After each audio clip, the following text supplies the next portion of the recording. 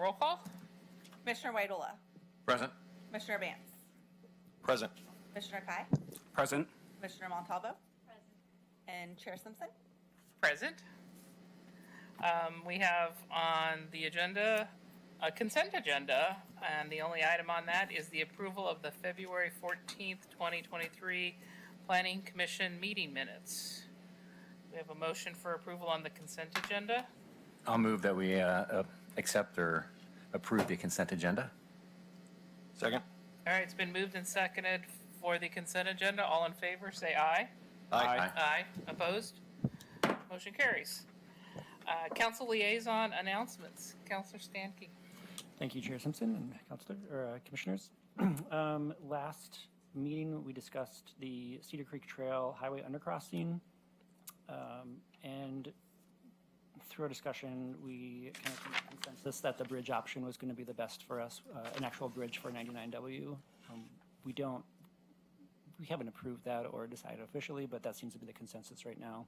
The other options were essentially to put tunnels underneath, and they're like 100-foot tunnels, and the safety of that and just the aesthetics of that didn't seem like that was what we wanted. So we wanted a more open space with the bridge actually going over for the wildlife and the pedestrians. And that was really it that we have for announcements for you guys. So. All right, thank you. Staff announcements. Just two staff announcements this evening.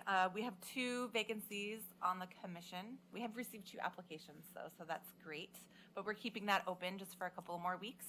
And then we have a Sherwood West Community Advisory Committee meeting this Thursday, March 2nd in this room from 5:30 to 7:30. And you can also watch online on the city's YouTube channel.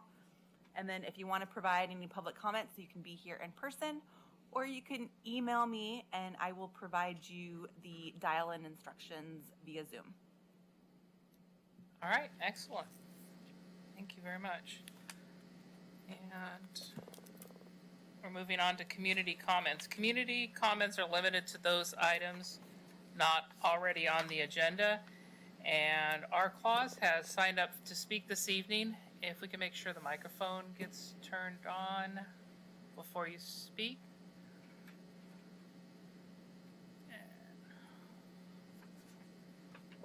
There we go. I'm going to briefly mention 2 subjects. One, we had a company come in that has what I used to do, only updated the technology of it. They went down and talked to the planning department, which they will give affidavits. They okayed it. Then they moved in, and all of a sudden, Mr. Rudley showed up at the 99W, not going on the property. And if I understand, but we will know, of course, if this goes where I think it's going, and have thought for some time, he assumed that we did not have it a conditional use for storage material, but that wasn't the issue. The issue was, it was the same kind of thing I put on there and was a permitted use. He cited them and told them he's going to fine us $500 a day. Now you can correct me afterwards because you might need to. And then he retracted that because there was a problem. He'd invited them there, and I stupidly accommodated him, assuming people that get a lot of permits wouldn't be foolish enough. Well, the long and short of that is, we went and met, and we explained to him he had a little problem. They had rented the back building. So all of a sudden, he was going to give us a 3-year, correct, conditional use permit. Now, then the next thing we knew, he changed his mind again. Now, the person calls me and says, because you put gravel on gravel where you have put gravel for 30 years, we're cutting it to 1 year, but we're going to make it a conditional use permit. I can't believe this. That's terminable in 6 months if we find anything wrong. And if not, we'll give another 6 months. Now, that's not a conditional use permit. That's a mere license. And if you don't know that, you better talk to some people that have law degrees. Now, I don't know what's going on, because we're at the same point with the city that, yes, our easements are constitutionally protected, and even if you give us a superior easement, you have to pay for the issues you take. Now, nobody should be on there. You're not in trouble because you're not misinterpreting the law, but you have an attorney now who will be. And in addition to that, there's an appellate case law that says very clearly, if you take those easements and you give a superior easement, you still have to buy the other easements. And then there's a whole series of cases that they lost at the Oregon Department of Transportation, their Justice Department litigating. John McCulloch, good friend of mine, passed away. Sorry to see him go. That they lost. So now I'm being told that it's a squiggle on a map. Is that what you told the homeowners this Cedarbrook way? I can't quite get the truth down. But what you're very close to is getting in a bad faith lawsuit and all kinds of filed, because when you do a case like this, the American Planning Association, which I'm sure you're a member of, they tried the same thing in San Diego. We got up to the U.S. court on signs, and lo and behold, they found it was a Fifth Amendment problem. You can't Mickey Mouse around and call things John Stuart Mill's public nuisance, and take property away from people. It's a bad idea. Fifth Amendment of the U.S. Constitution.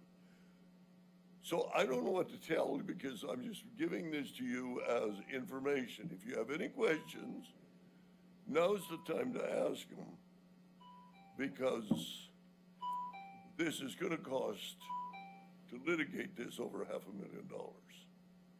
And then you have to pay the money back, but that's a small solace at 82 years old that somebody's getting back money. So, Gene, I don't know if you have any questions. Eric is here. Is it 1 year? Is it 3 years? I've got that in. If it stays in the record for 3 years, that's the fact. Yeah, in the UK, the burden of proof. So if you have any questions to correct it, or Eric does, I would appreciate the correction. Okay, well, at this time, we appreciate your comments, but we cannot discuss a matter that has not been properly noticed, and I'm not sure of the... Who hasn't been properly noticed? We're not going to have a discussion on a matter that's not been properly noticed per the Oregon public meeting laws. So we have your comments noted for the record, and we'll pass it on to the appropriate staff member for follow-up. These public records here are not public? They're public records, but So he has 30 days to respond in writing. It's got nothing to do with the public meeting. This is an actual notice of statements that have been made. And we can presume when we take deposition of the truth, and if they change the position, they face a perjury problem.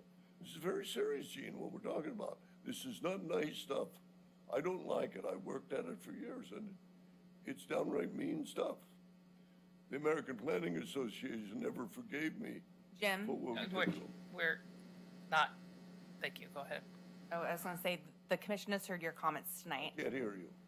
The commission has heard your comments tonight, and they will follow up with staff on this matter. Now, I will make another comment for you. This should be on the record. You know, the American Disability Act requires anyone with my hearing problem to have the hearing devices out here without me asking for them. Try that one. Okay. Do we have any other public comments for people from citizens not already on the agenda? All right. Then we are moving on to public hearings.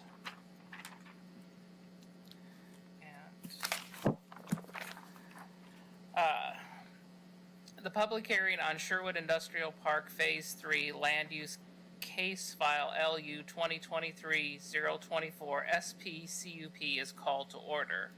I'm now going to turn to staff for the hearing introduction. The public hearing this evening will be conducted as follows. Staff will present the staff report, 15 minutes. Questions, if any, by the hearing body for staff We will then open the public hearing for testimony, and time will be limited as follows.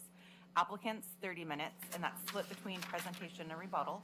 Then we'll have persons in favor of the application for 4 minutes. Persons opposed to the application will have 4 minutes to provide testimony, and then rebuttal from the applicants, which is the remainder of their 30 minutes. Then no other public testimony will be taken from the public or applicant unless the public testimony period is reopened. Then we'll have final comments by staff, and then questions of staff, if any, by the commission, and then deliberations by the commission. A decision may be made by the Planning Commission at the close of this hearing, or the matter may be continued to a time and date certain.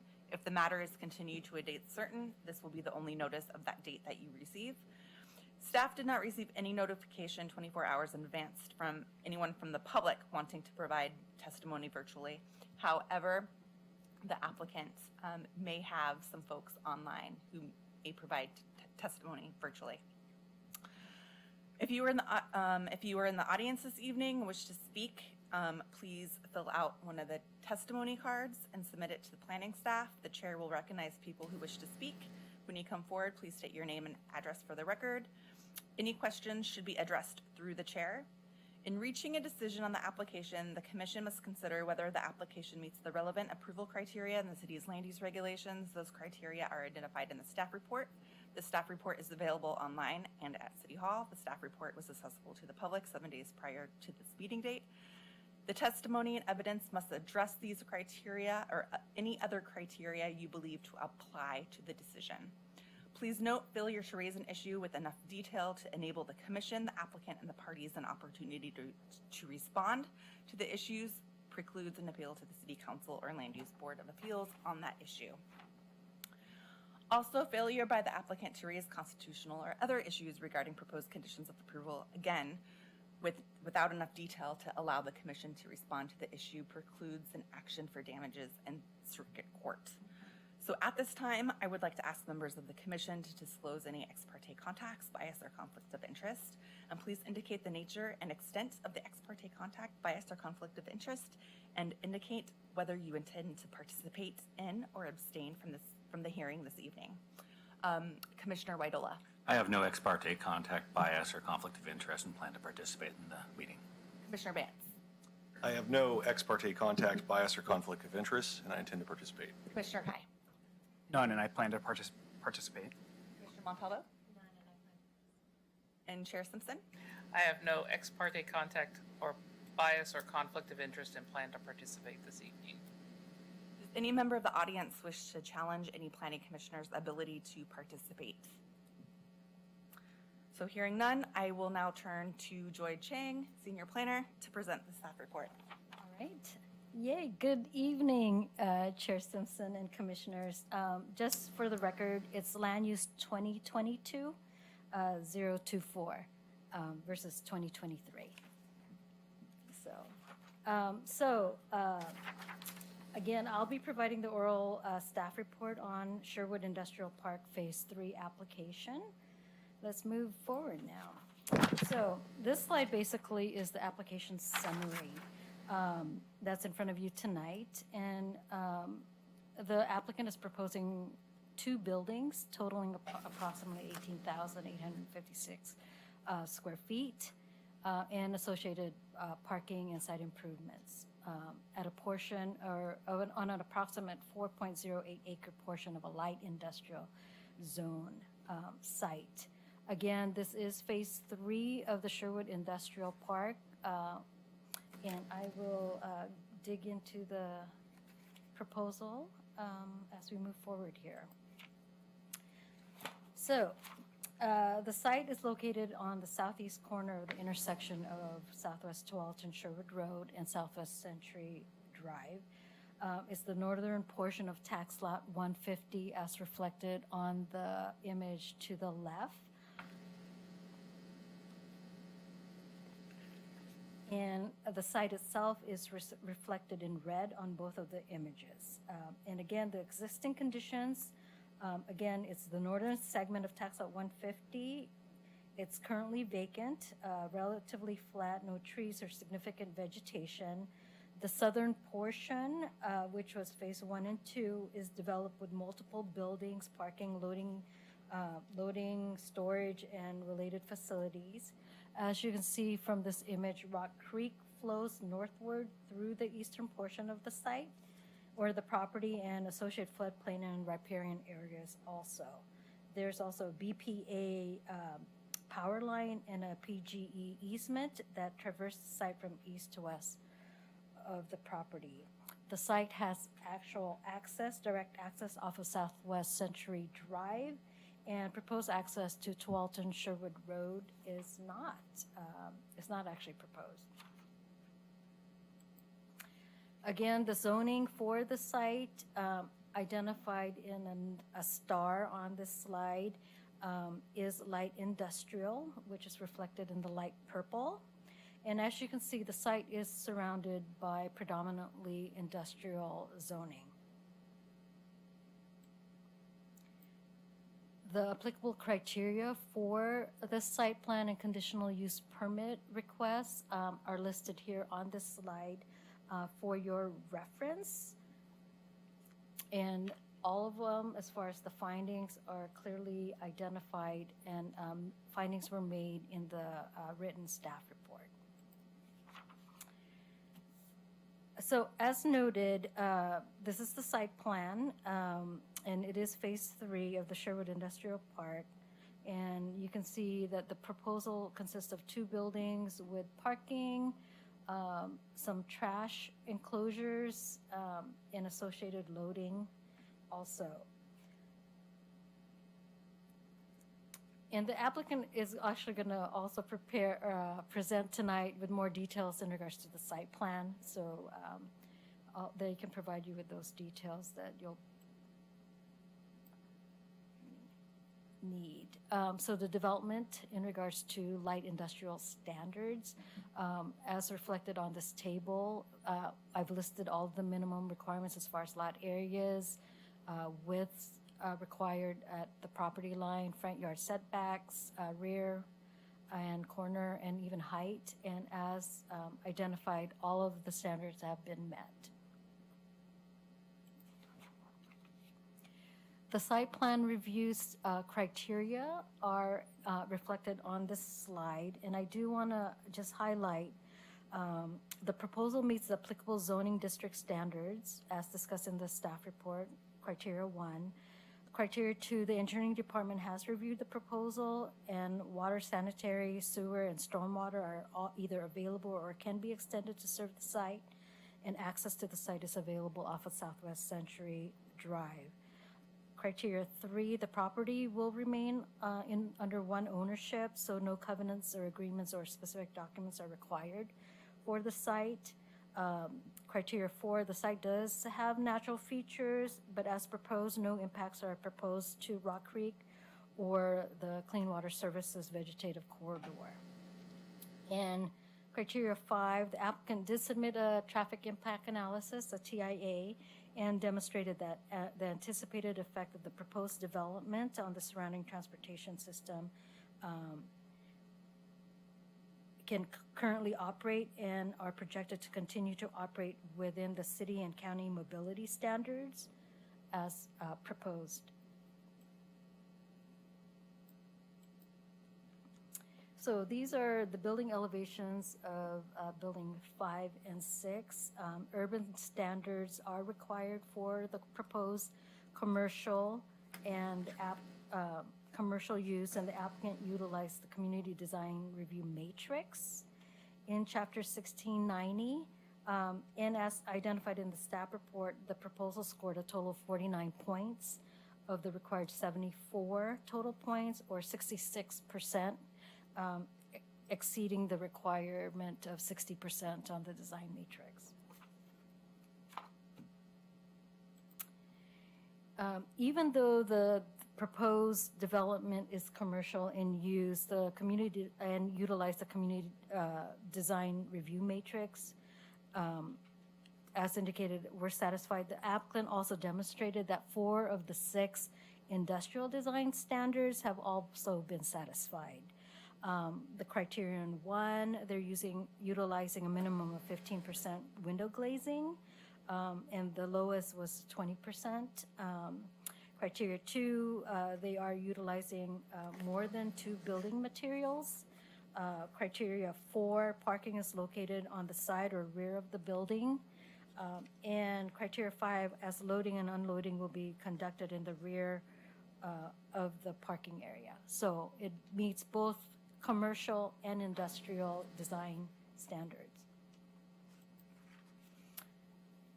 This slide identifies the light industrial zone uses that are permitted outright and those that would require a conditional use permit. The proposal for phase 3 includes a conditional use permit, and the applicant, the development is speculative, and it's reasonable to anticipate that conditional use tenants may find the building suitable. Under this section, the applicant seeks conditional use approval for future tenants of development of the following conditional uses without further land use procedure. And I highlighted them in blue on this slide.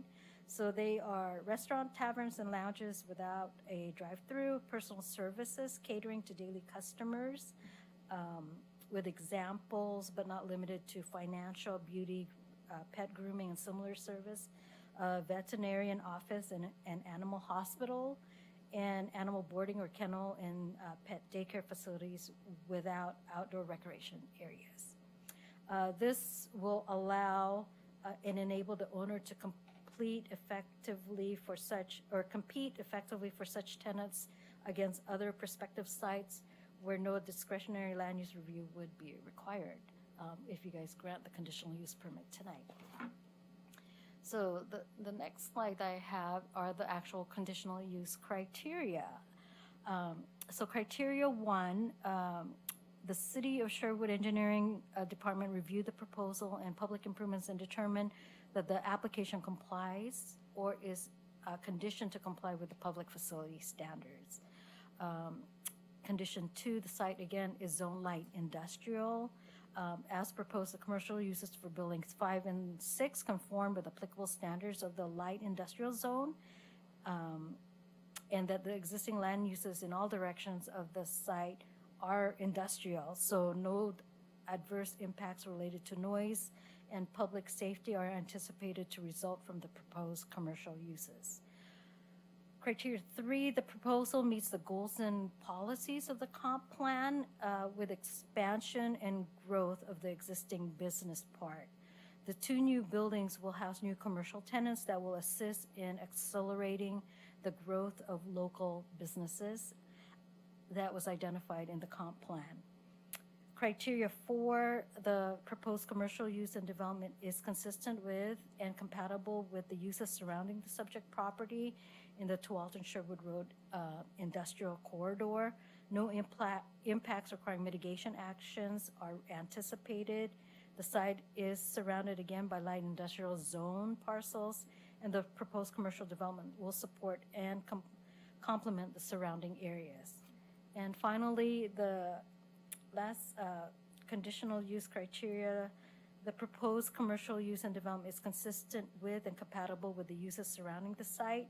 Again, in the Tualatin-Sherwood Road industrial corridor, the size, shape, location, and topography will not change based on the proposed commercial use and development.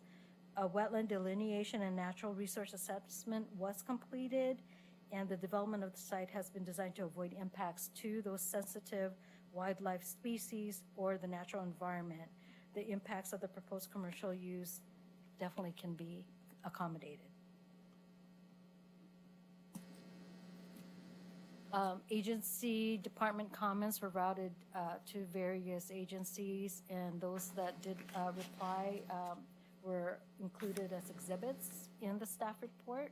Public notice was sent out as required to individuals within 1,000 feet of the site, posted on the property itself, and notice also was posted in 5 locations throughout the city. We also published it twice in the Times, a local newspaper of general circulation. as of today, as of now, no public testimony was received, so.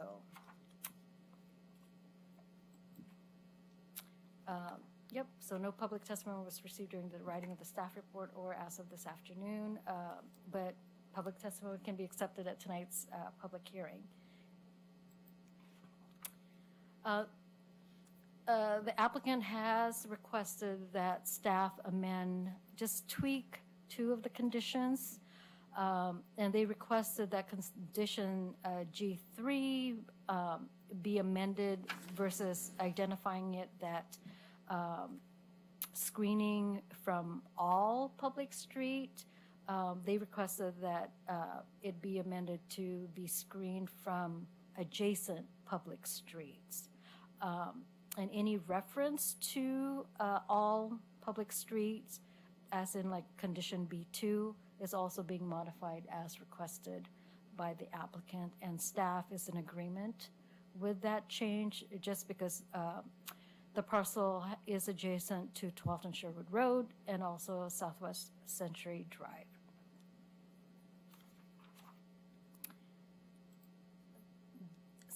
Staff recommends approval of Land Use 2022-024 SPCUP, subject to the finding and conditions in the staff report and as amended tonight. Planning Commission have definitely options as far as approve the application with staff's finding and conditions as amended, deny the application with revised findings, or continue the hearing at a future date. That concludes my staff report and can answer any questions you guys may have. So I have a clarifying question. So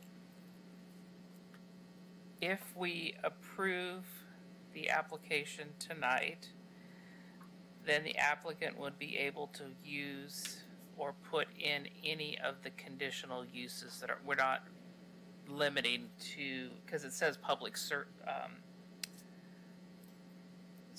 service, but when you listed it off, it also says veterinarian, animal boarding, restaurants, and lounges. So But by approving it, are we approving that any of those tenants in any of those spaces can do any of the conditional uses? the applicant was requested to be specific in regards to the conditional uses that they would like.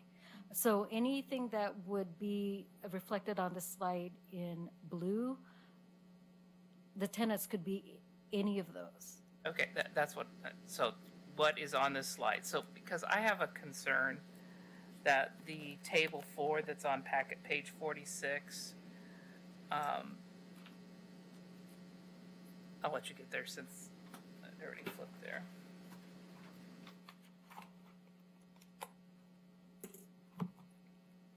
It's your staff report, page 42.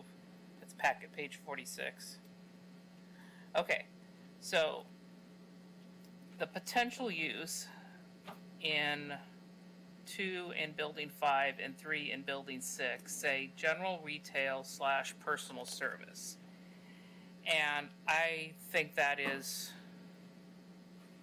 not allowed because general retail in the light industrial is not allowed unless it's incidental to it's incidental retail sales or display room directly associated with the permitted use and limited to a maximum of 10% of the total floor area. So I think the statement that we're allowing general retail in 5 of these spaces / personal service is deceptive. And So Chair Simpson, so the section that you're referring to is the applicant's narrative or response in regards to parking standards. right, And the parking standards are very limited to general retail or personal service where there's a minimum parking requirement Right. of like 4.1. So it's categorized. The uses here are based on parking, how many parking spaces versus the use that we're allowing for the site. so how do we know what we're allowing? Because my first concern is that this is light industrial. And in their narrative and in the staff report, there is no industrial uses in our light industrial. And what we've been, trying to strive for is a balance of jobs and residential. So I'm expressing a concern that this conditional use opens a door for something that I don't believe is the intended use for light industrial. So then when I'm starting to dig into it a little bit, it looks confusing, like we're allowing commercial uses, and that's exactly what we're allowing, commercial uses in our light industrial when we have a lot of commercial spaces that are already open. So I'm just expressing a concern from the beginning so that the applicant isn't surprised under deliberation that I have a concern specifically about the intended uses of it. And then I'm trying to find out, as a commission, when we look at however many spaces they're building, how can we be assured that what happens is we can't allow retail, because retail is only incidental if there is an industrial use in that building.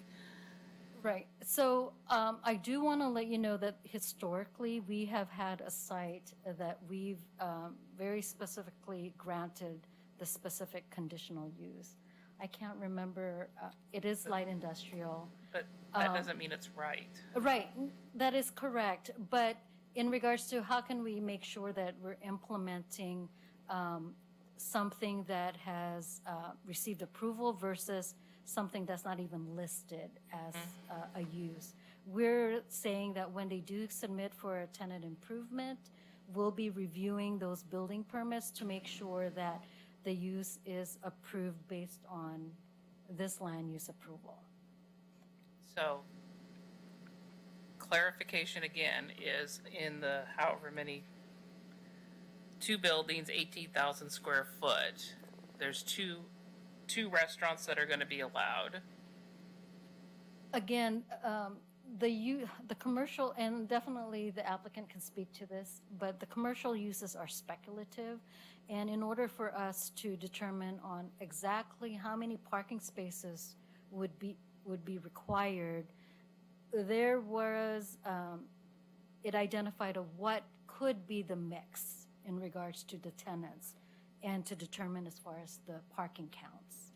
Again, the use table for parking is different from the land use zone table, but the applicant definitely can speak more to that. Okay, and I do understand that, but I understand that it's speculative, but I also understand that under a conditional use process, part of it, our criteria is to say if it meets it's not that meets the need of the community, that's 20 years ago, but that it's within the comprehensive plan, not harmful to the surrounding community and the impacts of the use, and without assurances of how many restaurants, how many spaces, what we're going to be doing.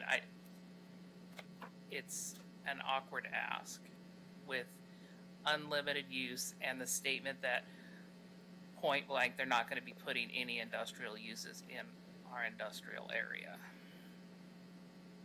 So again, it is light industrial. All of the permitted allowances within that use, if for some odd reason the market isn't there for commercial, they would still be granted to develop it under what's permitted outright.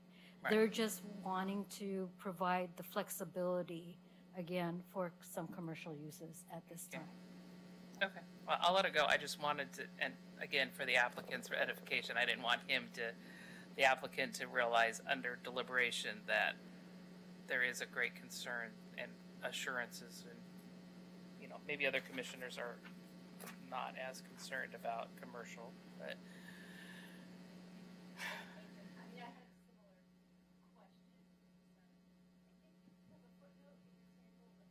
Sorry, Commissioner Montalvo, is your mic on?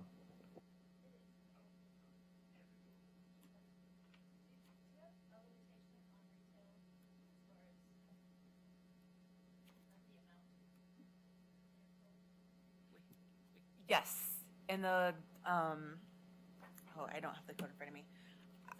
It's like 5,000 per outlet and then up to 20,000 per site.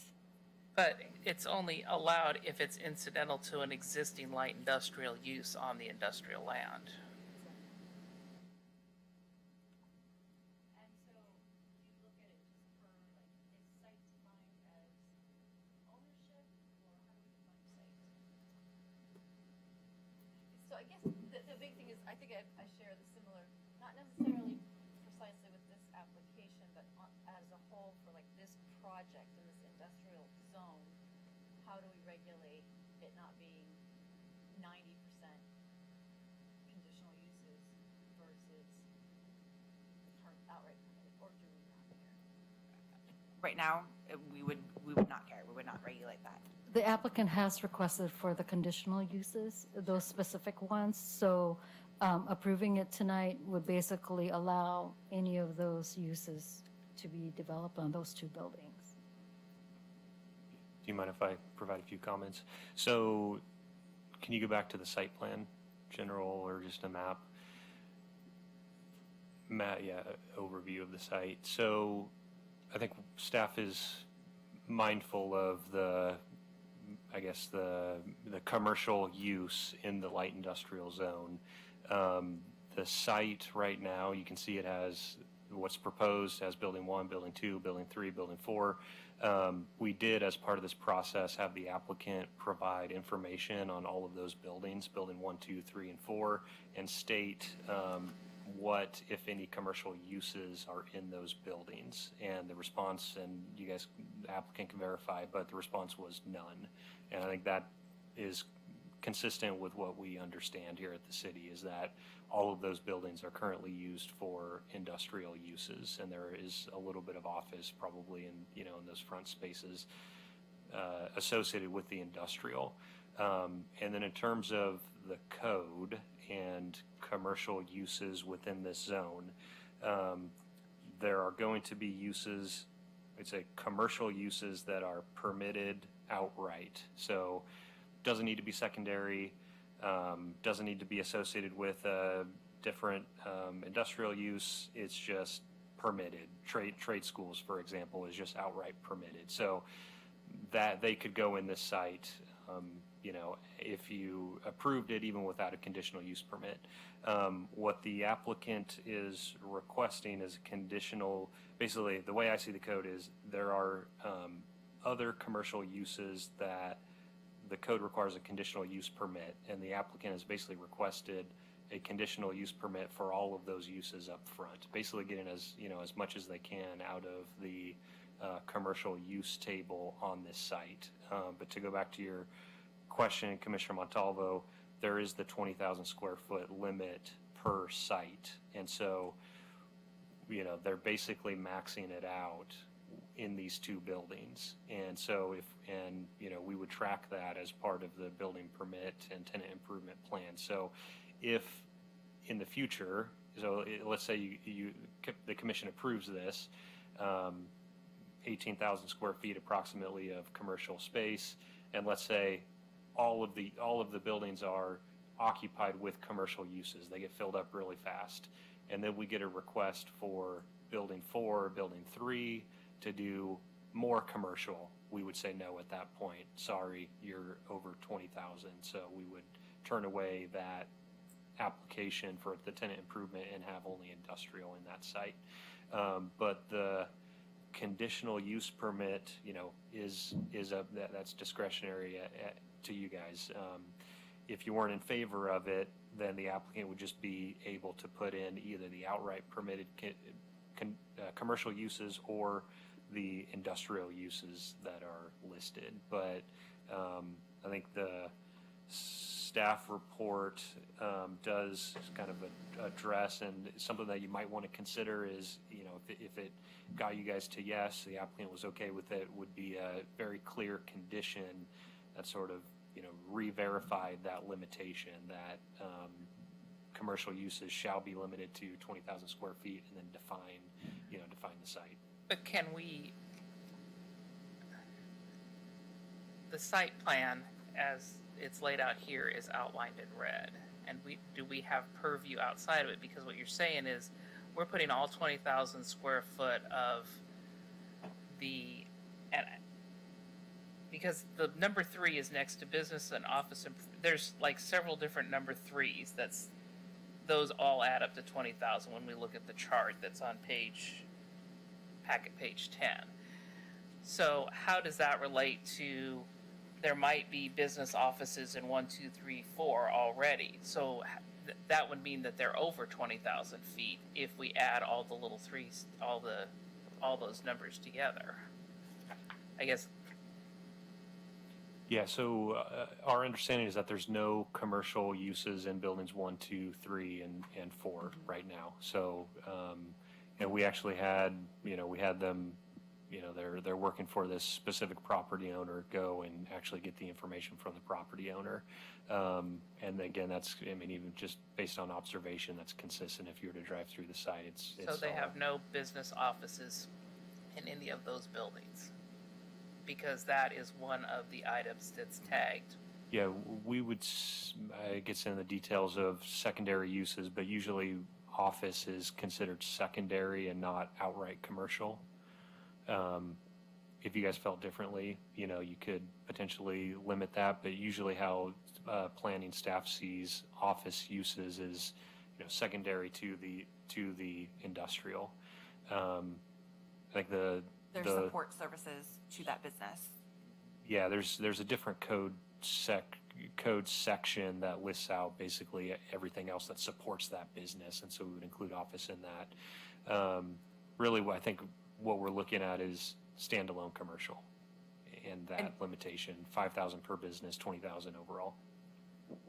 And I just want to tag on here to Eric's comment. Those supporting office and professional uses are listed on top of packet page 10. Right. But the first 2 items, business and professional, has a number 3 next to it. Business support services, duplicating, photocopying, mailing, faxing, computer facilities, has a number 3 next to it. Incidental sales has a number 3 next to it. So, yeah,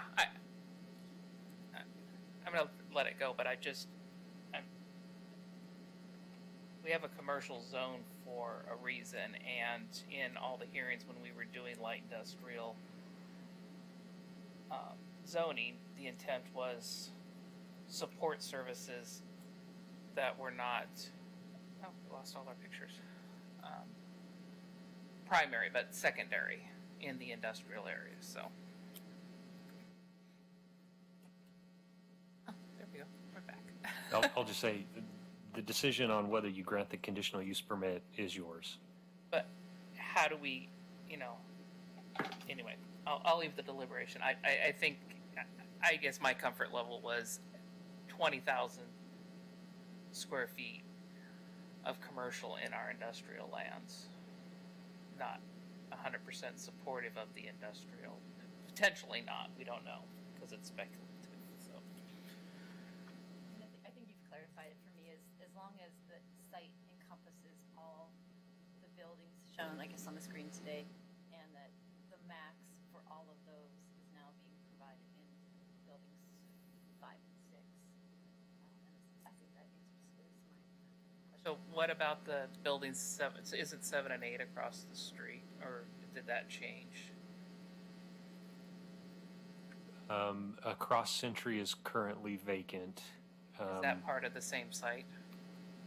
We would expect to get a site plan application in for that. To be frank, the trigger for what constitutes the is what either geography or what land use decision constitutes, the maximum 20,000 square feet isn't really clear. I think in my mind, we'd either go with property.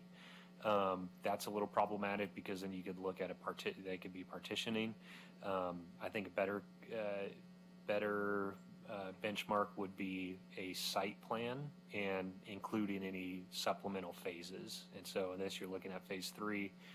If they were to come in with phase 4 across the street, it would be subject to the same limitations. I think would it be so buildings 1, 2, 3, and 4, are they phase 1 or phase 2 of this same site plan? Yeah, I mean, yes, it's all part of the same industrial park. So by putting this in place right now, building 4 happens to be a different phase. If they partition it and sell it, is there our process tonight doesn't put an encumbrance on building 4, so when it sells to someone else, they're gonna be able to come in for a conditional use permit to redo the building. Right now, it's all one property, so if there's concern, I'd recommend a condition of approval that clarifies the limitation. And then even if there was a partition in the future, it'd be subject to that condition. And we can do that on a part of this, if that's outside of our site plan review for this evening. The whole property's under consideration, so, and if the applicant would agree to it, I mean, if they were faced with a potential denial, or not granting the conditional use permit, they may voluntarily agree, but I'll leave that up to them. Okay, I just want to make sure, because when we chip away light industrial, that's, we could just come in for a zone change if we wanted it to be commercial. Yeah, I hear the concern, and that's why it's a conditional use permit. So, you don't have to approve the conditional use permit, and then it would be just what the permitted uses are in the light industrial zone. The conditional use permit is the trigger that sort of grants more in this case. Right. Okay. All right, are there any more questions of the staff? I have one just little small clarification. It starts on the first sentence of packet page 57, packet page 58, and it's about the northernmost driveway. It just said that the county noted that they're gonna watch it for concerns for stacking, I guess, maneuvering at the intersections. Is that typical, and what would be the, path of if there's an issue, would the county come and close that driveway potentially, or how does that? So we did receive comments from Washington County, and basically just because there are, 12th and Sherwood Road is a county arterial, they identified that potentially they want to just keep an eye in regards to monitoring the traffic and safety impacts of 12th and Sherwood Road. And they basically said that they'll review it as the project moves forward. Actually, I'm curious. They provide enough space for the expansion of 12 and Sherwood along there, right? Yes. Okay. Yes. And I do know that there's a public utility easement that's going to be required along the frontage, and also a non-access document that needs to be executed for 12th and Sherwood Road. So on Commissioner Montalvo's, that page 58, the last paragraph, it's a sentence that doesn't make sense. The county engineer would like to add, once the county's project is completed, to 12th and Sherwood Road. What are they adding? Let's see. The county engineer would like to add, once the county's project is completed, to 5 lanes on 12th and Sherwood Road. The first access driveway could potentially be located within the standing queue on Century Drive.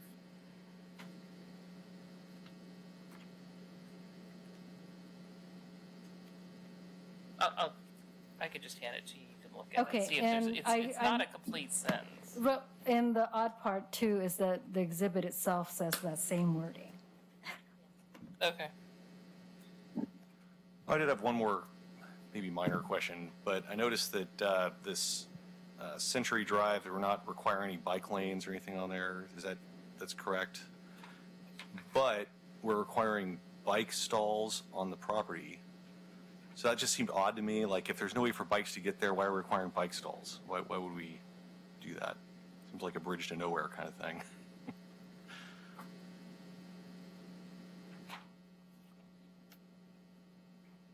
So the biking is a standard that's required for site plan, that they definitely. We waived the bike lanes. So if those aren't there, Right, in regards to the layout of the right-of-way itself, bicyclists can also utilize the public right-of-way as far as, oh, I guess it's, it's not, it doesn't have to be a bike lane. okay. They just go down the street and, yeah, okay. Like I said, it might have been a minor question, it just seemed odd. Okay. Thanks. Joy, can you go back to the slide that had the 3D renderings? Oh, sure. And the applicant's going to have better, or oops, of course. Just a second here. My apologies.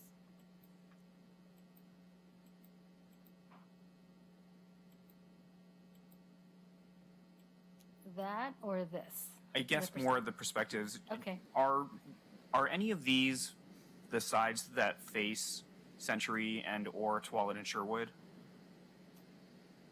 Do we have any that show those perspectives? The previous slide. The elevations would show that more. Yeah, So yeah, this is, the one on the bottom right is the one that's facing 12th and Sherwood Road. okay, because just what I was trying to understand was, what the total look of the building would be from the main streets, being that buildings 5 and 6 out of the whole industrial park are the only ones that are sitting with their backs right up to the main roads. I just want to make sure they're not designed in ways where we're just looking at, backs of buildings and versus the fronts and things like that. So, And there is glazing requirements in regards to the commercial matrix that the applicant is meeting that, okay. and they can speak more clearly to that too when Is- they come up. In the light industrial zone, is there specific four-sided architecture criteria, or is it just met from the scoring matrix? So if it's light industrial, if they were proposing light industrial, there's like 6 criteria that they only have to meet 4 of the 6, Okay. which they have. They've met both criteria by putting the back doors on 12th and Sherwood Road because they've met the 15 or 20% glazing. Yep. on the Right, in rest of it. addition to the light industrial matrix, again, they did the commercial design matrix to meet the commercial use as proposed. Okay. So I'm just wanting to bring that up so that we as a commission are satisfied with the look of the buildings especially from the main roads versus feeling like we're looking at backs of buildings or anything like that. So. We are. Okay. We are looking at backs of buildings. But that is the minimum requirement, and they met it.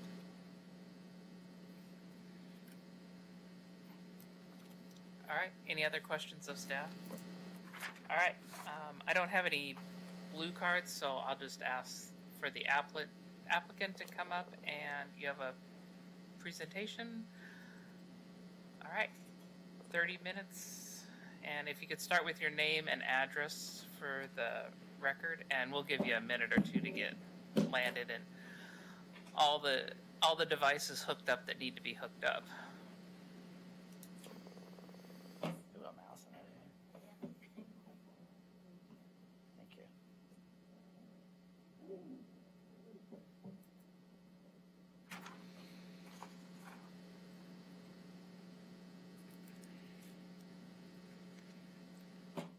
Okay. I'll wait for Commissioner Kai to return. Sorry. Well, good evening.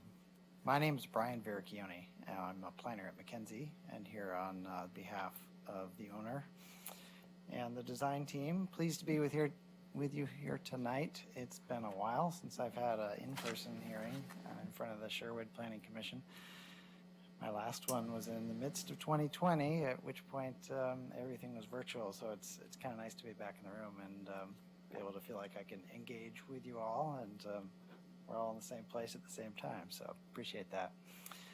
I want to thank all of you Chair Simpson and all you commissioners for being here tonight and listening to us. And also want to thank the staff for their help in getting to this point as we've refined the design and worked through a number of issues and design questions, including some of the ones that the commission has raised this evening. So happy to contribute to that conversation.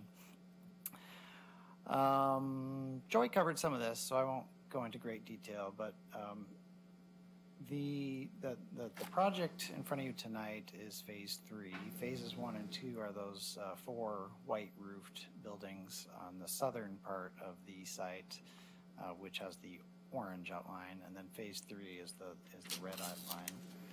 And it's about 4 acres that are the subject of tonight's application, but we recognize that it is part of a larger site. And so that's why we're tracking such things as existing commercial uses.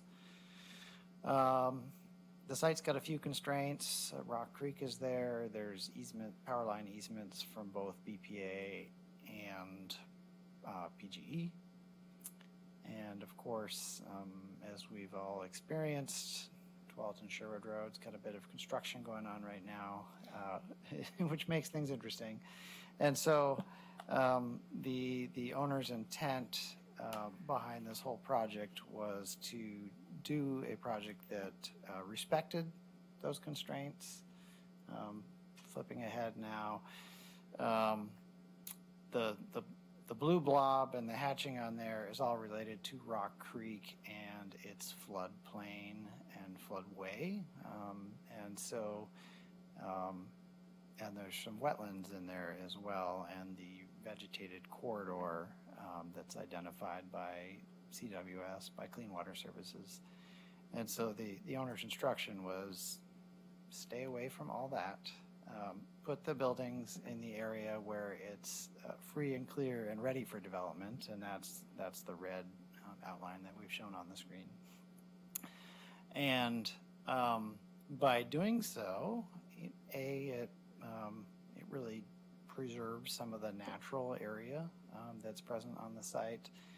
And B, frankly, from a permitting standpoint, it's just much easier for the applicant not to have to deal with wetlands permits or Clean Water Services special permission or anything like that. And so the real idea here was what can, in that 4 acres, what can fit, what makes sense from a market standpoint, and how can the property owner develop that in a way that complements the community. Flipping over to the site plan, and kind of got to tip your head sideways perhaps. North is to the left in this drawing, which is unlike the aerial photos where north is up.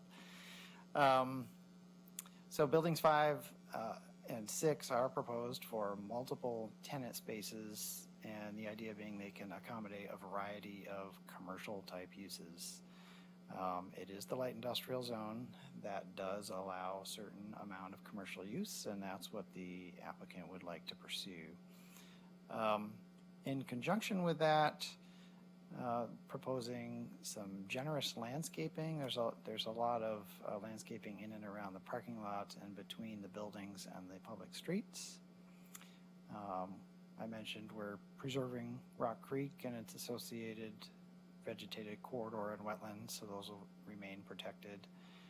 And then also proposing some improvements to that water quality facility, which is on the right side there. That's under some of the power lines. That's what those little dashed lines are that go through there. So that's not an area that could feasibly be developed for anything else. BPA would quickly put an end to that. So in talking with staff, I mean, that water quality facility was built a number of years ago for phases 1 and 2, and it does require some upgrades to meet current standards. Clean Water Services has issued new rules since that time.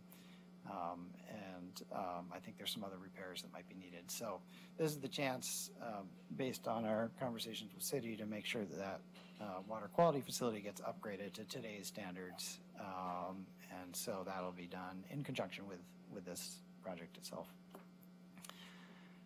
The driveway locations are pre-existing. There's already curb cuts on Century Drive, and so the proposal is to just make use of those. And similarly, there's a lot of existing utilities that are stubbed to the site, which makes for easy development at this phase. That was installed under prior phases along with the construction of Century Drive itself. And so really this project doesn't require much at all in the way of public utility improvements. There's a condition that engineering staff has proposed to widen the sidewalk and provide a public utility easement behind the sidewalk, and so that the applicant understands that. And of course, Washington County is improving 12th and Sherwood Road. Let's see here. Just wanted to talk a little bit about the traffic analysis, the TIA that was submitted. So McKinsey Traffic Engineers did that study by first contacting the city engineering staff as well as the Washington County staff to make sure that we studied the areas that they were interested in having us look at. And based on that analysis, it did show that this development would continue to meet the city and the county standards. And so as a result, there was no mitigation required for that.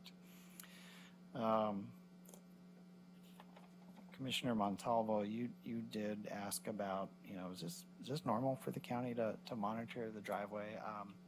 I would say no, it's not. I think it has something to do with the fact that, the county's doing their widening now and they just don't know how everything's going to operate when that's done. Our engineers looked at it and they've got their own modeling and they figured out that it should work fine, but in the event it doesn't, that's some of the nice redundancy of having two driveways.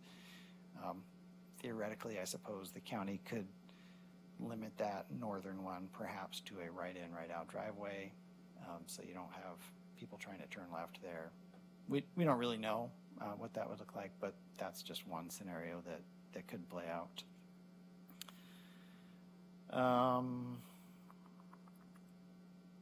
Okay, I'm going to show you a few of the images, a bit larger than what was shown on the previous screen. So this is the view from the northwest. Basically, if you were standing in the intersection at 12th and Sherwood Road and Century Drive and successfully dodging traffic, you could take this photo. The architecture of the building, frankly, is a lot more interesting than what the industrial design standards require in and of themselves. Joy mentioned there's 6 industrial design standards and applicants need to meet 4 of them, which we have done. But given that it was a this is proposed for commercial uses, we also made sure to meet the commercial design matrix. As Joy mentioned, we need to hit 60%, and we were at, I think it was 66%. And so what we're doing here is providing a lot of glazing, some distinctive roof lines, high quality materials. We're not just having like the industrial motif of unadorned concrete, but we've got some bricks, some wood, a lot of glass, some exposed metal panels, varying roof line to provide some visual interest. And so we feel that this will be a nice addition visually to people that are passing by. Next up, this is a view from the southwest. So this would be as you're on Century Drive and you're looking sort of in a northeasterly direction towards Building 6, which is the northern building. Note also in both of these instances, the trees that are proposed really help to enliven this as perceived from the roadways. And then we've got a couple pictures of Building 5. These are actually if you were within the site and you're looking towards the building, so not ones you would see passing by, but just further evidence of the character of these buildings. Now, I'd like to comment a little bit about on the uses, considering that was a hearty discussion earlier, and one that I think is valuable for the community to engage in, and I appreciate Planning Commissioner digging into that. The light industrial zone has limitations on it as to how much commercial use is allowed.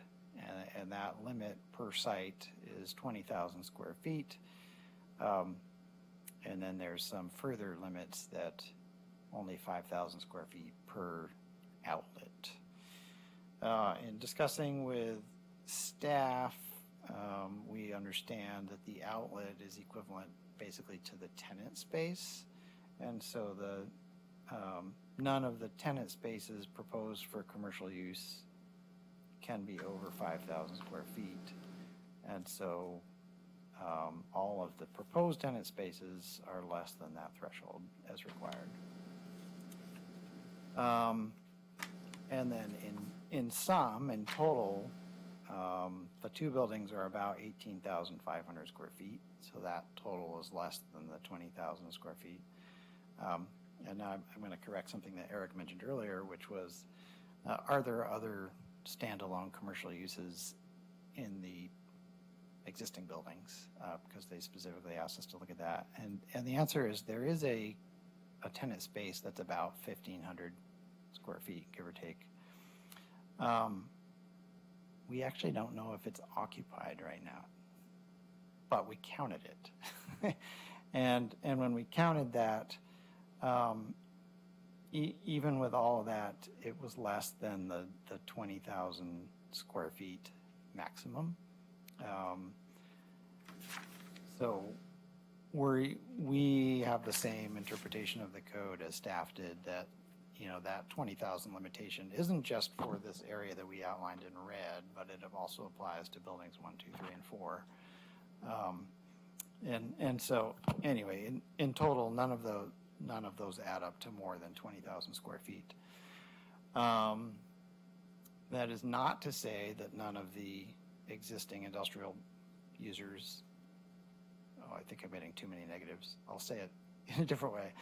The existing industrial users probably have office in them, but it is not a standalone office. It's an office that's a component of that industrial use.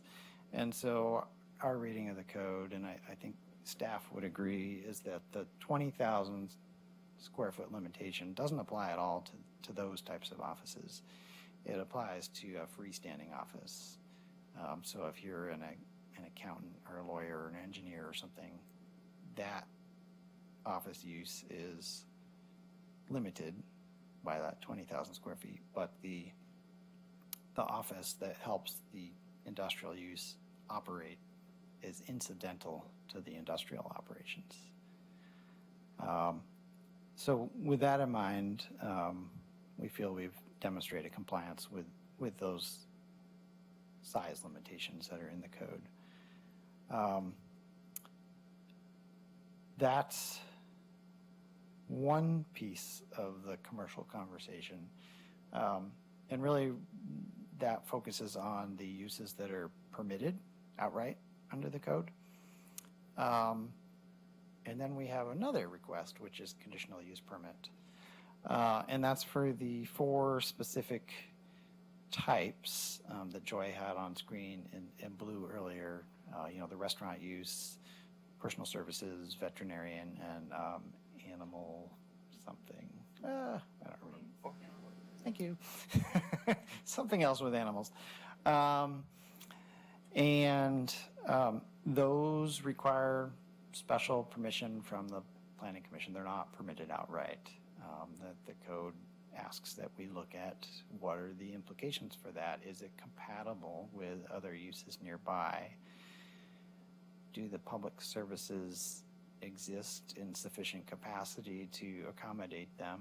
And so we stepped through that analysis in our narrative, and staff concurred with what we said, which was that this site can accommodate that without negative repercussions to neighbors, to traffic, to utilities, et cetera. And so that's why we're requesting that approval now. And it's mainly just to help the owner be able to lease those buildings in a timely manner. So if you grant that approval this evening, that allows the brokers, the leasing teams to be able to advertise this to a wider variety of potential tenants, and frankly helps with economic development for the city as a whole in that manner.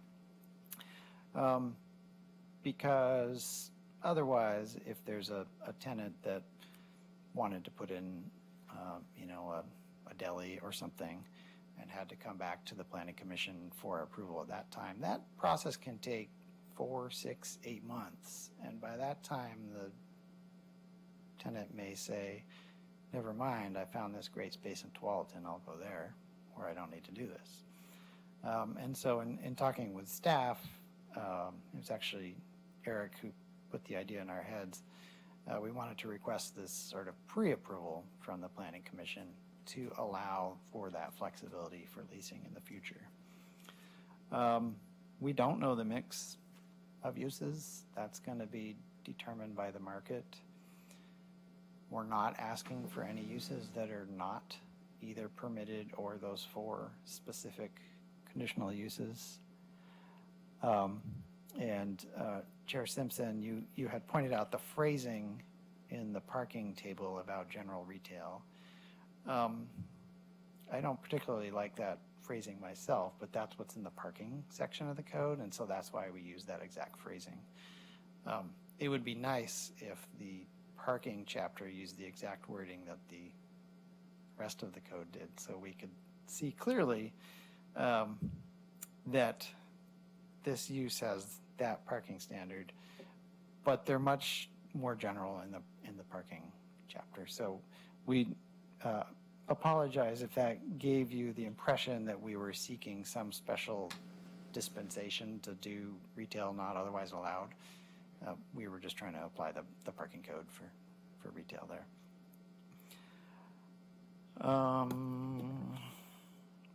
I think really that's about all I have to say. I think Joy covered a lot of the technical aspects of what the approval criteria and how we meet those. And so I'll just ask if there's any questions. I will note I've got some other team members on Zoom, so if you have technical questions that I can't answer, I may call on them as well. All right. So thank you very much. Thank you. Thank you for clarifying that parking and there's no intention of using the retail, general retail. Eric kind of talked about that. It's going to be tracked to the building permit. So when there's a potential tenant and we want to seek whatever permits and permissions we need to get that tenant in, step 1 is going to be pulling out the light industrial zone list of uses and is it allowed? If it's not, then the conversation's over. Sorry, go somewhere else. But if it is allowed, then they look to the parking table to see, which category or grouping does it fall under. So across the street, is that the next? Is there a phase 7 or it's building 7, phase 4? So the owner does have an intent in the future to apply for phase 4, which would be across the street. My understanding at this time is that would be pure industrial buildings. And so, I guess, do we know if within our code, when we make this approval, if we're looking at 20,000 square feet, is that limited then on phase 4 also because it's part of the same? It's confusing because it's not part of the same site because the site's in red, but we're doing a project that's phased. Right. And so I'm maybe using the wrong I certainly terminology. Think that perhaps, yeah. I certainly think that the limitation clearly applies to the whole tax law, which is, phases 1, 2, and 3. Where it gets a little less clear is, does it apply to phase 4 across the street, which is a different tax law? But as I said, my current understanding is that would just be all industrial space, so it might be a moot point. Yeah. Maybe one for your attorney to weigh in on how do you interpret Or to the fix code. the code. Yeah. Yeah. Does anybody else have any questions for the applicant? I do. So it does look like you've taken advantage of kind of ratcheted down parking, the 20% reduction. How are you going to factor that? I mean, if you start using these more for commercial, you get a bunch of tenants. Yeah. Some of those can really add up in terms of for parking. sure. I mean, especially if you have restaurants or something. So how are you going to factor that in as you, because I'm worried that 20% reduction, all of a sudden it's going to look like I was over in Lake Oswego near Tavern Cruise today, and it's like that parking lot is horrible. You can never find a spot. Like, how are you going to factor that in as you kind of go forward with this? Right. Yeah, I think there's two controls on that. And just for context, the 20% reduction is related to the fact that there's wetlands on site, and so that's a reduction that's built into the code. Just like staff will be tracking the square footage of the commercial uses with each building permit and tenant, they're also going to be tracking the parking that goes along with that. So we put a table in there of our best guess. It's probably going to be a mix of this, and you need this many spaces, and that math worked nicely. That's great. But if they wanted 9 restaurants, they would not have sufficient parking, and the city wouldn't authorize that. The other thing, frankly, is going to be the leasing standpoint. The tenants wouldn't put up with that. So there's sort of two controls. There's the regulatory, and then there's the market and the tenant comfort levels. I've been to some of those places on cruise, and you're just like, not only is it crowded, the spaces are narrow, and your doors get dinged. So, but that can also show that tenants, it doesn't always control for it just by through that as well. Yeah. But I know what you're saying. Also, one of your pictures made me think about something. It was a picture from, I think, 12 Sherwood looking down the street there. This one. So this left turn lane on the far right out onto 12 and Sherwood, is that going to kind of double as a left turn into your development too? Is there going to be a problem there with traffic, like cars heading this way? I couldn't quite tell from here. Maybe it's long enough that it won't be a problem. I just was thinking about that. So you can see there's kind of here there's a center turn lane, and here there is not. I see where that left turn lane kind of starts. It's right near your entrance. So if somebody's coming in from 12 and Sherwood, they're going to have to kind of just get in that left middle and. Yeah, my recollection, and if Janet's on the line, I might ask her to weigh in too. But my recollection is that Janet, our traffic engineer, actually recommended putting in like a separator of sorts, like I forget if it was tube delineators or something to make it apparent to drivers, like, this is not the driveway you want to turn left into. You should go down to the next one. Yes, that's correct. I'm Janet Jones. I'm the traffic engineer who prepared the traffic study. One of our recommendations was to install delineators so that anybody who would be turning southbound left into that northern driveway would not do so prematurely into that northbound left turn lane that's striped at 12th and Sherwood Road. Okay, so is that going to be something that actually works its way in to the final plan then, or do we know? You said it was a recommendation to who? The city? Yeah, so that was the traffic engineer, Janet's recommendation to the city. Yeah.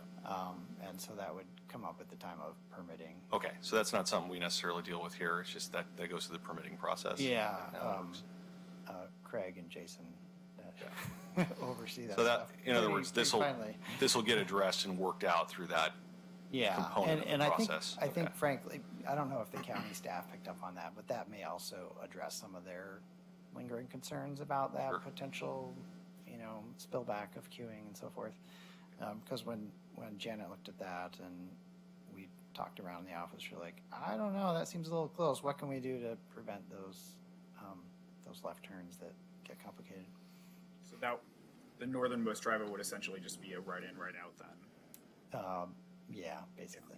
Or is it just protecting the other left turn lane? So I was wondering if it's going to impact the ingress from the people coming into and taking that first driveway, or are the tubes just going to separate the left turn lane on the northbound traffic on Century to protect people from doubling up on that?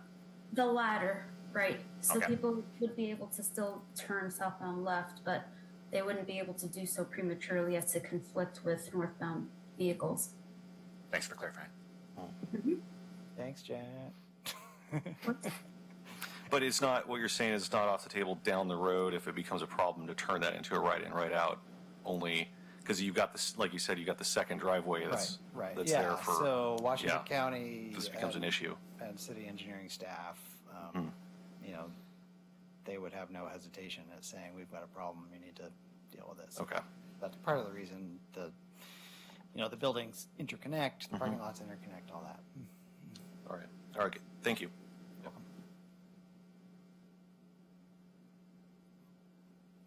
Any other questions? Okay, All right. thank you very much. And we don't have anybody else here to testify, so there's no people in favor or in opposition, and likely no rebuttal from the applicant. So I just want to make sure you have no other comments before we close the public hearing aspect of this. That's correct, thank you. All right, so then we're going to go ahead and close the public testimony part of this and have any final comments by staff.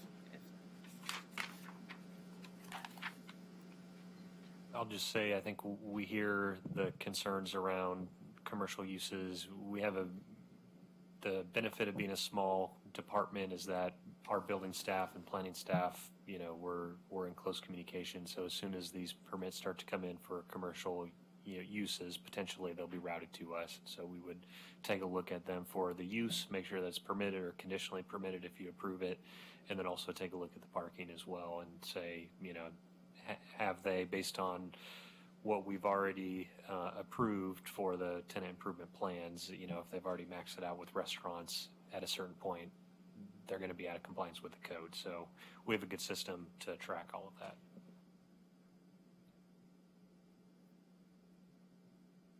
All right, does anybody have any other questions of the staff by the commission? All right, guess we can move right into deliberation. I'll jump in real quick. So when I first moved to Sherwood almost 25 years ago, I just remember a conversation with my barber at the time saying, oh, the land of strip malls. And, we've worked hard to put codes in place and have, a comprehensive plan across, everything. And having, the light industrial and then basically becoming commercial. So, I'm torn on this definitely and see the need. I wonder if an opportunity to rezone would be the better path to take to prevent future similar challenges. Yeah, I have a thought on that. I think we should address it through rezoning if we're interested in looking at that. But honestly, and I hear what you're saying, Chair Simpson, about the concern, like the point of industrial is to bring industrial and those kinds of jobs. But as I look at this on packet page 10, these uses, this is light industrial. It's not, there's things in here like daycares, tool repair, health clubs. Health clubs is outright permitted already. Distribution and warehousing. These are not necessarily the kinds of things that I think of when I think of high industrial, kind of big. It almost fits. I can see why there was already kind of a pre-decision to put some of this thing like veterinarian offices kind of in that grouping. Restaurants is a little odd. I will grant that. That's a little odd. Although I can kind of see it if somebody needs, like you said, a deli or something in the corner for the tenants or something like that. It's no more odd than La Industria, which is the worst name ever. and or ancestry down the road. Yeah. So I guess my point is based on the light industrial nature and the other stuff, it doesn't quite get me as worked up, but I do see the concern, and they are labeled commercial. I get it. But I'm maybe not as concerned on that particular point. Not in this particular zoning, I suppose. Comments? No, I guess my only concern is longer term, and I hear you that like you have a small staff and everybody will cross-check. My concern would be we kind of use the term site interchangeably. The site for this approval is phase 3, but the site is also the industrial park as it applies to the 20,000 max. And I'm not sure that's 100% clear in the conditions. So perhaps there's an opportunity for like condition 1 to clarify that the CU uses apply to phase 3 up to a maximum of 20,000 square feet for the industrial park, or however we name the larger project, just to make it amply clear. Because I do think the code allows for it, and it makes sense to allow a certain amount of like restaurant and associated uses. The people that work in the greater industrial park could benefit from that use and not have to get on our roads and come up. But I think there is some confusion between site versus larger site. And add tax lot differences as well.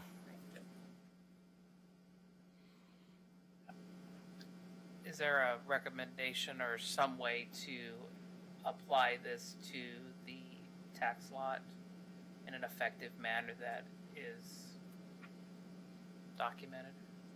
Well, we wouldn't want it to be tied to the tax lot. We would want to be tied to the overall development. So both tax lots. So both tax lots on both sides?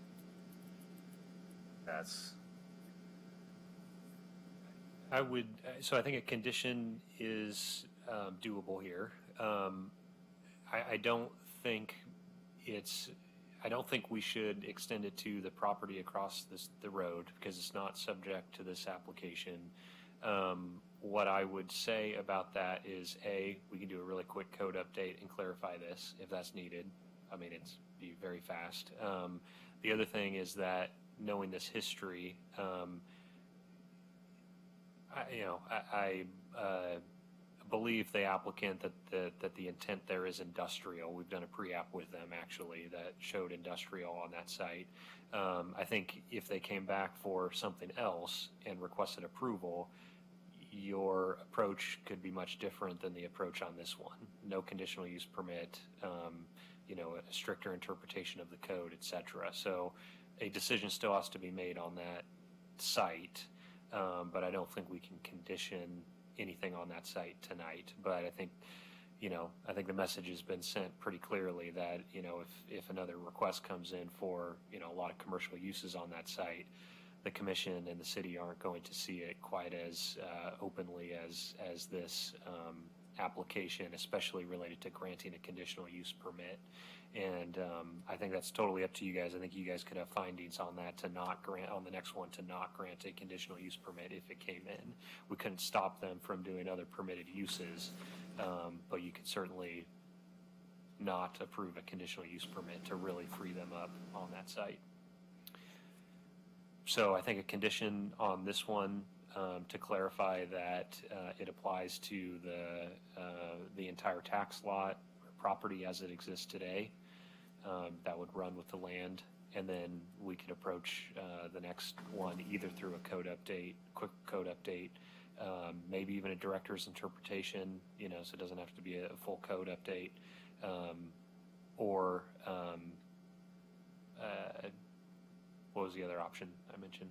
Code update, or just address it through that application when it comes. Yeah. When the application comes in. So, for clarity, and the restaurant is the biggest one I have, because that is, I see it as two things. One is the other items that are in here in this light industrial, the amount of traffic that's generated is not on the same scale as the restaurant tavern, and that's part one. Parking is a problem, which will impede, and the last part is that when we put restaurants of a scale that could potentially conflict with existing restaurants that are already in the commercial area, they're paying commercial rent space, and now we are potentially creating a conflict for those businesses that we already have in town. That causes me concern. This reads like they could put 2 5,000 square foot restaurants, one in each building. And I'm okay with the other ones, and I do appreciate the fact that the applicant didn't pick every single conditional use that he selected from the list, but I don't know if we can even say restaurants within, one building, not both, because, I mean, I'm just throwing something out, because I want to be understanding to the applicants, and it's speculative, and they may have applicants coming and going, but I think I don't know, just not comfortable, so.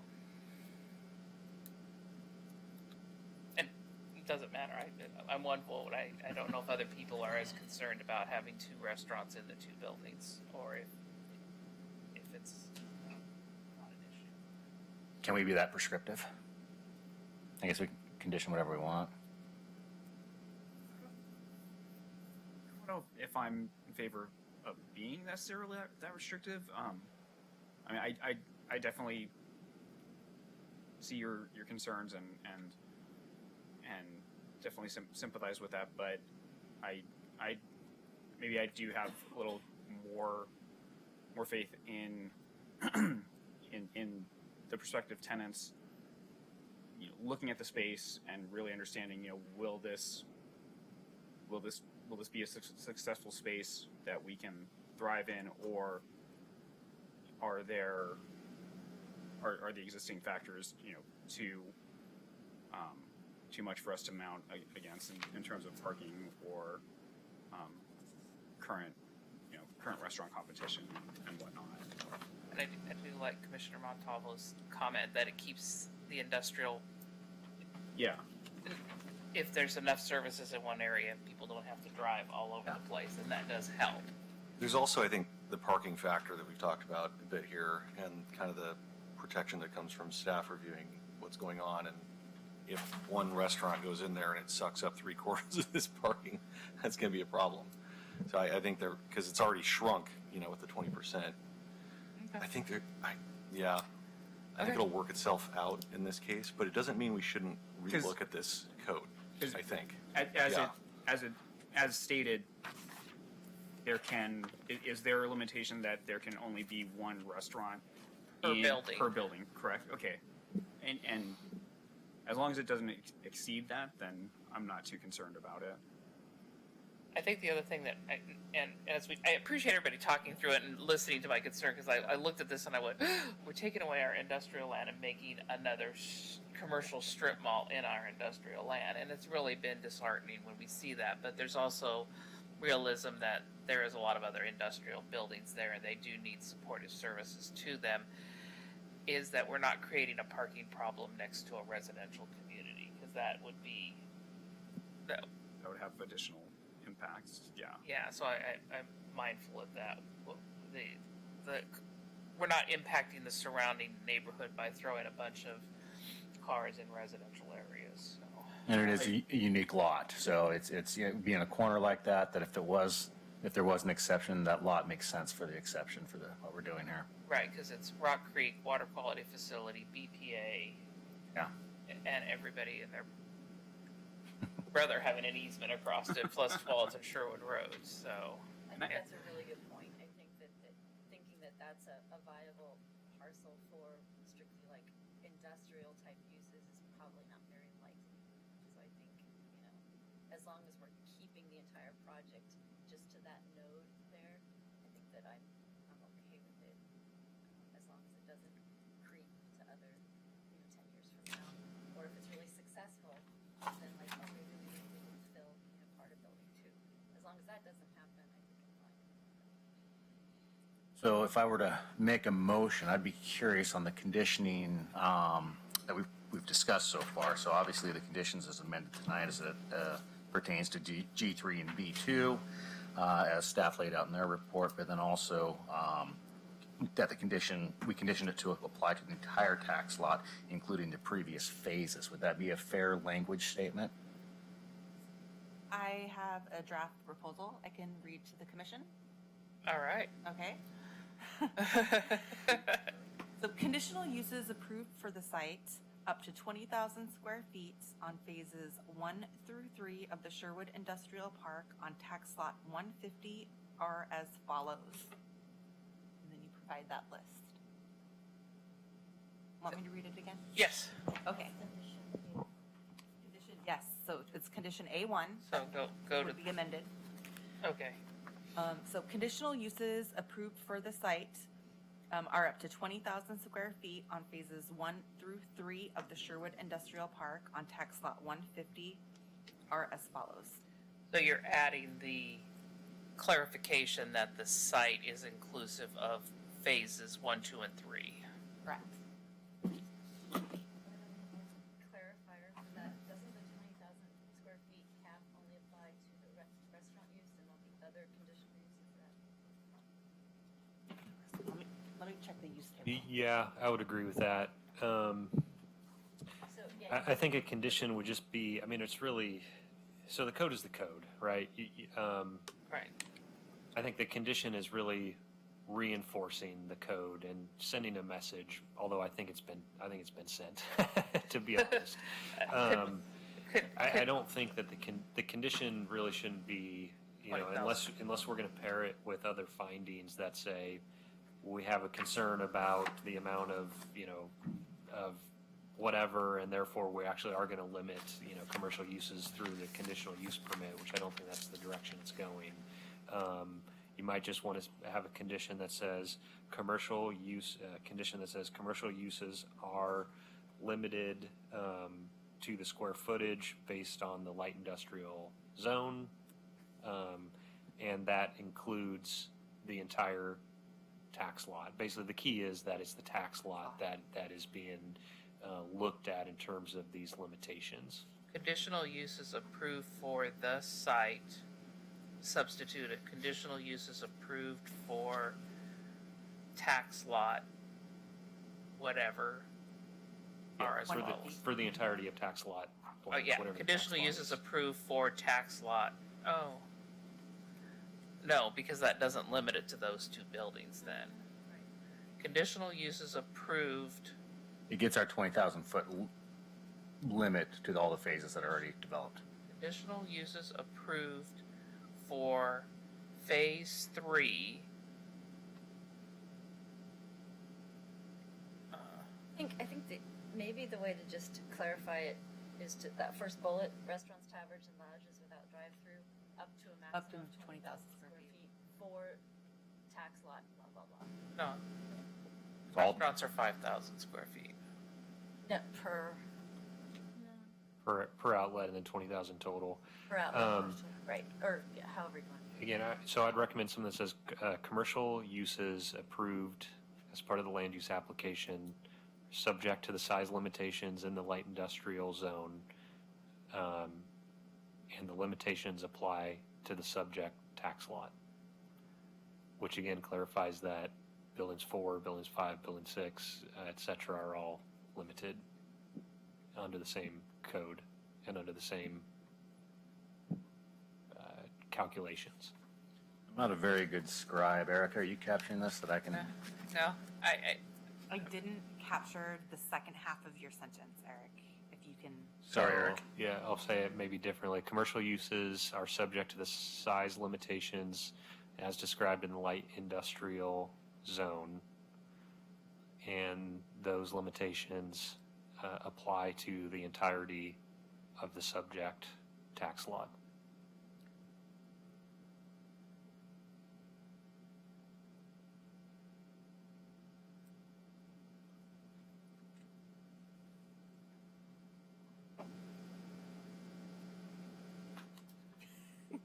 Get it? commercial uses are subject to the size limitations based in the LI, commercial uses are subject to size limitations as described in the light industrial zone and apply entirely to tax lot 150. To the entirety of tax lot, what To is the it? entirety. 600? 150. 150? I believe it's 150. 150. And if you wanted to add, I mean, not to add more, you could add for clarification that it's, including phases 1 and 2 of Sherwood Industrial Park. Wow. I think if I were making the motion, I would say as stated by staff. Oh, brilliant. That's why I always use that. Okay, then. I move the Sherwood Planning Commission approve the application for Sherwood Industrial Park Phase 3, case number LU 2022-024.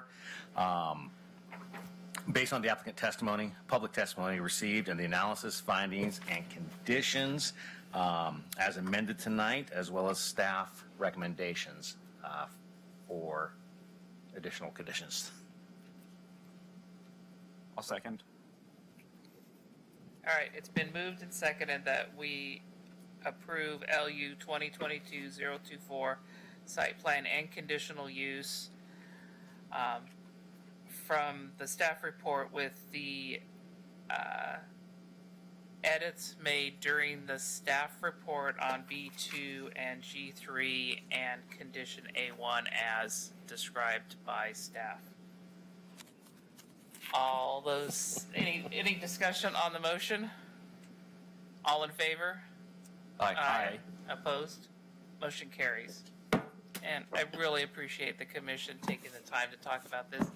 And I forgot to mention before we took a vote, a thank you to the applicant for taking the effort to do the building elevations with the 3D drawing. That really helped bring to home that we're not going to be looking entirely. We are looking at the back of the building, but it's not a back of a building. There's been some architectural interest added for our community, and I much appreciate you guys doing that, so thank you. All right, and thank you to staff for working through this. There was a lot. Thank you, Joy. Thank you, Erica. All right. And she's going to be home before her regular start time. I'll be tried. All right, any commissioner comments? We have the Sherwood West concept plan coming up. And anything else? Economic opportunities analysis at some point. Erica, do you have any updates on that? Yes, so I have a Yeah. tentative work session scheduled on that EOA update on March 14th. Okay. And we don't have any other hearings scheduled for that night, so it'll just be a work session on that update. Okay. That's March 14th. Correct. I'll be absent, so just FYI. Okay, and then we've scheduled tentatively a joint work session with City Council May 2nd at their first meeting to discuss the Sherwood West plan and have a work session on that before it comes to the hearings. So that's going to be the start of, I think, some busy time for us because we've got the Sherwood West. We've got to amend our code with some annexation requirements, and we've got to get our we got to get some modeling some new codes for some potentially new areas and new zoning in there. So a lot of exciting planning time coming up. So Isn't it always exciting? exciting. It's kind of redundant saying exciting before planning. Because it's always Because, exciting. absolutely. All right. All right. Any other comments? All right. I think so. I have some things that I learned about our code and stuff in here that we'll probably need to circle back on that I made some notes of. Oh, for one thing, remember all that debate we had before about, like, does glazing mean actual windows or not? Turns out packet page 25 talks about that, active glazing versus inactive glazing, things like that getting defined in here, I noticed, and a couple other things that came to mind that are more legislative out of this as well, so, earlier. Did you figure out fence code as well. No. Have a nice matrix now for the fence code. Ugh. All right, well then, we are adjourned, and we're gonna leave some very, very big packets for Joy.